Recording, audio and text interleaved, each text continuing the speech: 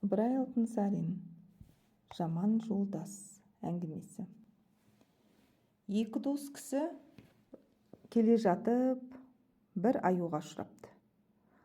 Бұл екі кісі, біреу әлсіз, ауру екен, екіншісі мықты жас жігіт.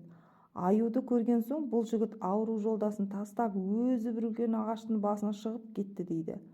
Ауру байғұс ағашқа шығуға дәрмен жоқ, жерге құлады да созылып өлген кісі болды да жатты. Естуі бар еді, аю өлген кісіге тимейді деп.